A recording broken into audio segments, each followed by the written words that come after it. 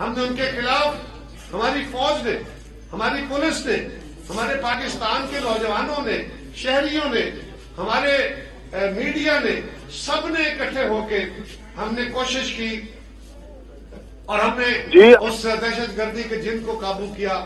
آج عمران خان صاحب یہ جب آئے تو انہوں نے ان کی حکومت کے دوران انہی دہشت گردوں کے خلاف جو دنیا پاکستان بھر میں لوگوں کے قاتل تھے، جو پشاور میں بچوں کے سکول میں بچوں کے قاتل تھے، جو ہماری فوج پہ حملے کرنے کے ذمہ دار تھے، جو پاکستان کو برباد کرنے کے لیے کوششیں کر رہے تھے، جو ہندوستان کے اشاروں پہ چل رہے تھے، ان کے لیے رستے کھولے. اور وہ دہشت گرد جو افغانستان کی جیلوں میں تھے وہاں سے آزاد ہوئے تو ان کو پاکستان میں آنا کہا کہ آپ آ جائیں، اپنے جتھے بنا کے آ جائیں. انہوں نے کہا ہم پاکستان کا آئین نہیں مانیں گے، ہم پاکستان کا قانون نہیں مانیں گے، ہم اپنی طرف سے اپنی زندگی گزارنا چاہیں گے، اپنی حکومتیں قائم کریں گے. ان کو وہ سہولتیں بھی دے دی گئی. یہ کیسے ممکن ہے کہ کوئی شخص پاکستان کا آئین نہ مانے، پاکستان کا قانون نہ مانے، ہمارے دین کی اس روح کو نہ مانے، لوگوں کا قتل عام کرے، مسلح ہو کے جتھے بنا کے چلے، پاکستان کی ریاست کو چیلنج کرے، اور عمران خان صاحب اسے کہے کہ نہیں تم میرا بچھڑا ہوا بھائی ہے. وہ بھائی، اگر بھائی بھی رستہ چھوڑ دیتا ہے، وہ بھی قتل و غارت کرتا ہے، وہ بھی قانون توڑتا ہے، تو اس کو بھی قانون نے سزا دینی ہے. اس کے لیے معافی کا رستہ نہیں ہے. اس کو اگر کسی کو معافی دینی ہے تو پھر اس کو پاکستان کا آئین اور قانون ماننا ہوگا. یہ رستہ ہوگا اور کوئی رستہ نہیں ہو سکتا. عمران خان، آج تمہارے جانے کے بعد پھر پاکستان میں دہشت گردی کا جن ہے. پھر آج ہماری سپاہ پہ حملے ہو رہے ہیں، آج پھر بلوچستان پہ جو ہے حملہ آوری شروع ہو گئی. تو یہ حملے کو مہینے 2 مہینے میں شروع نہیں ہو جاتے. اس کے پیچھے لمبی پلاننگ کر کے ان کو جو سہولتیں ملتی ہیں، یہاں ان کے نیٹ ورک بنتے ہیں، پھر جا کے یہ کام شروع ہوتے ہیں. اور خان صاحب کے 4 سالہ دور میں انہوں نے اس خطے کے اندر بلوچستان میں، وہاں ہندوستان کی راہ ہو یا دیگر ادارے، وہ ان کے ساتھ مل کے وہاں حملہ کر رہے ہیں. آج ہمارے فاٹا میں، اور باقی چھوڑیے، پرانا فاٹا تھا اب تو خیبر پختونخوا ہے، اب تو اسلام آباد میں حملہ آور ہو گئے. جو کچھ لوگ تو بم پھوڑنے میں کامیاب ہو گئے، بہت سارے لوگ پکڑے گئے ہیں. آج بھی ہمارے ادارے ان کا مقابلہ کر رہے ہیں. کل بھی ہم نے، تاریخ گواہ ہے کہ ہم نے سوات میں، باجوڑ میں، وزیرستان میں پیپلز پارٹی کی حکومت نے اپنی فوج کے ساتھ کھڑے ہو کے وہ جنگ لڑی تھی اور 90 دن میں فتح حاصل کی تھی. یہ جنگ انشاءاللہ آج بھی ہم جیتیں گے. لیکن آج بھی عمران خان کو ان کی تکلیف ہے، وہ کہتا نہیں ان کو آباد کرو. وہ لوگ پتہ نہیں ان کے مزاج میں کیا ہے. پھر ایک طوفان بدتمیزی ہے، آپ سب دیکھ رہے ہیں. گفتگو میں تلخی ہو جانا، سیاست میں کبھی تلخ بات نکل جانا، ایسے ہی ہوتا ہے نا. جیسے برادری میں، پنچایت میں، پریا میں بیٹھے ہوئے کسی جگہ پہ اکٹھ ہوتا ہے، گفتگو میں کبھی کبھی تلخ ہو جاتا ہے، تو اس کو 4 بندے سمجھاتے ہیں کہ بھائی تو نے غلط کام کیا ہے، یہ درست راستہ نہیں ہے. اور بعد میں اس کو اپنے کہے پہ شرمندگی بھی ہوتی ہے. ہمیشہ کے لیے یہ راستہ اختیار نہیں کیا جاتا. یہ کام پہلے بھی ہوتا تھا، لیکن جو طوفان بدتمیزی آج پچھلے 4 سال سے شروع ہوا کہ سوشل میڈیا کے اوپر نہ کسی کی ماں بہن کی عزت محفوظ ہے، نہ کسی کی مذہب محفوظ ہے، نہ کوئی اخلاق محفوظ ہے. انتہائی بدتمیزی کا طوفان ہے اور خان صاحب اس کو اپنی کامیابی کی دلیل سمجھ رہے ہیں. جھوٹ بول کے سیاست کرنا یہ تو بڑا آسان کام ہے. لوگوں کو شراب دکھانا یہ تو بڑا آسان کام ہے. تو بھائی حقائق دکھا کے، آج اگر ملک کے حالات مشکل ہے تو ہم تو کبھی نہیں کہتے کہ ملک کے حالات اچھے ہیں. میں تو ہر فورم پہ کھڑے ہو کے کہتا ہوں کہ ہم مہنگائی ختم کرنے آئے تھے یا کم کرنے آئے تھے. ہمارے دور میں مہنگائی بڑھ گئی ہے، لوگ تنگ ہو گئے. یہ بات درست ہے. تیل مہنگا ہوا ہے، آٹا مہنگا ہوا ہے، بجلی مہنگی ہوئی ہے، گیس مہنگی ہوئی ہے. کیوں نہ کہیں ایسا ہوا ہے، لیکن دیکھنا یہ ہے کہ اس کا ذمہ دار کون ہے. کیا ہمارے دور میں کوئی ایسے فیصلے ہوئے ہیں جس کی بدولت یہ مہنگائی آئی ہے، یا عالمی طور پہ روس اور یوکرائن کی جنگ میں کسی نے سوچا تھا کہ اس جنگ کی بدولت سارے یورپ میں، امریکہ میں، مڈل ایسٹ میں، وہاں پہ بھی مہنگائی کا ایک طوفان اٹھے گا؟ کسی نے سوچا تھا؟ حاجی بھٹو صاحب بیٹھے ہیں ہمارے بزرگ، میں ان کا شکریہ ادا کرتا ہوں. انہوں نے کرنانا گاؤں میں بھی اور گرد و نواح میں بھی بہت سارے فلاحی منصوبے شروع کر رکھے. اللہ تعالیٰ ان کو ان کے رزق میں اضافہ کرے. حاجی صاحب سے پوچھئے، آپ میں سے بہت سارے کے بچے اور عزیز و اقربا اور بھائی باہر کی دنیا میں رہتے ہیں، ان سے سوال کیجئے. آج تیل امریکہ میں بھی مہنگا ہے، یورپ میں بھی مہنگا ہے، دبئی میں بھی مہنگا ہے، سعودیہ میں بھی مہنگا ہے. بجلی مہنگی ہوئی ہے، کھانے پینے کی اشیاء مہنگی ہوئی ہے.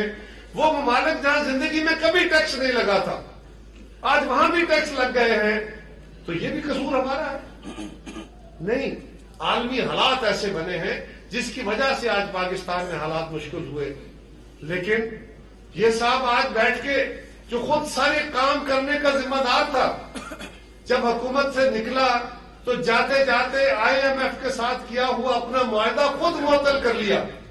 ایسے فیصلے کیے، اور اگر ہم حکومت میں آ کے IMF کا معاہدہ بحال نہ کرتے، اس معاہدے کی وجہ سے بے شمار تکالیف آئی، ٹیکس لگے، سبسڈیاں ختم ہوئی، بجلی مہنگی کرنی پڑی. یہ وہ تلخ فیصلے تھے جو فیصلے کرتے ہوئے ہمیں بخوبی پتا تھا کہ یہ فیصلے لوگوں کو خوش کرنے کے فیصلے نہیں ہیں، یہ لوگوں کی تکالیف بڑھانے والے فیصلے ہیں.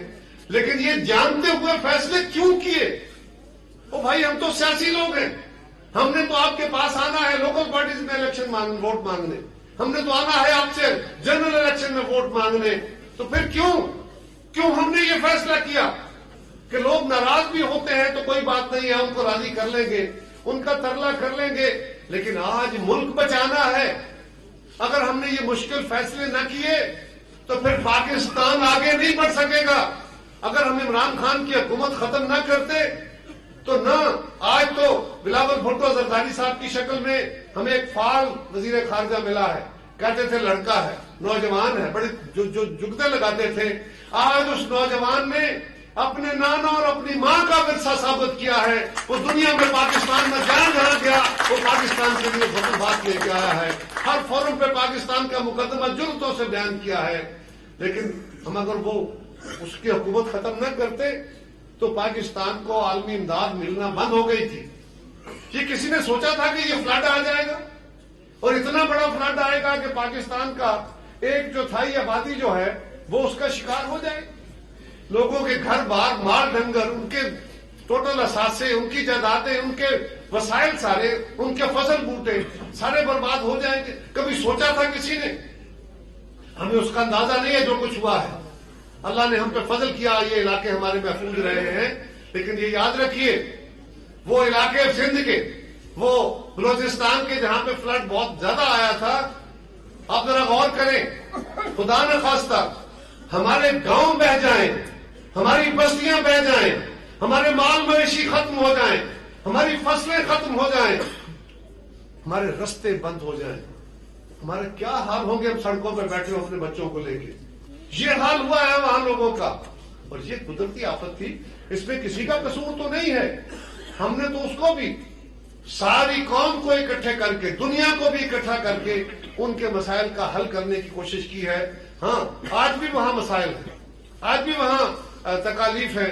لیکن اگر ہم یہ کام عمران کی حکومت کو ختم کرنے کا نہ کرتے تو یہ تو ہمیں لڑوا رہا تھا.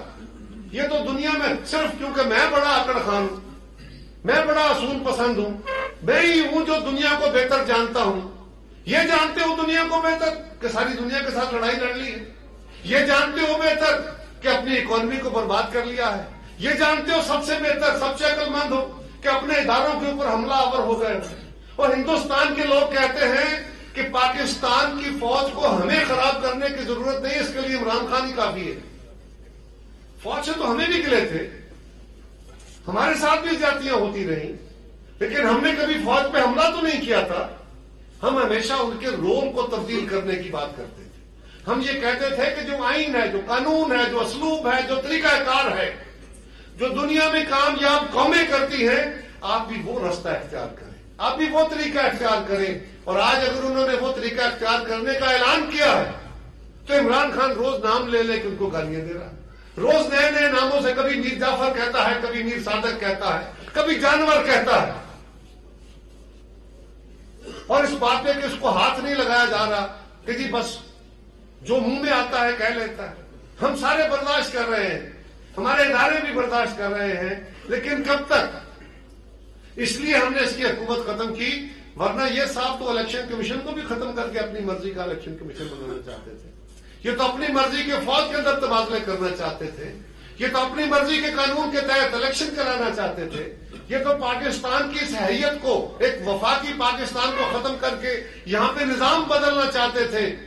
اور وہ نظام بربادی کا نظام تھا, وہ نظام تباہی کا نظام تھا جس کا خواب عمران خان دیکھتا ہے.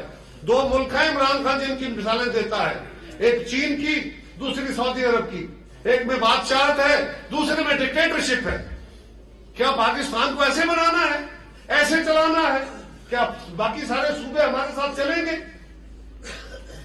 یہ ہمیں غور کرنے, کوئی ایسا تو نہیں ہے نا جس طرح میں سوچ رہا ہوں سندھ کا رہنے والا ایسے ہی سوچے گا, بلوچستان کا رہنے والا ایسے ہی سوچے گا, خیبر پختونخوا کا رہنے والا ایسے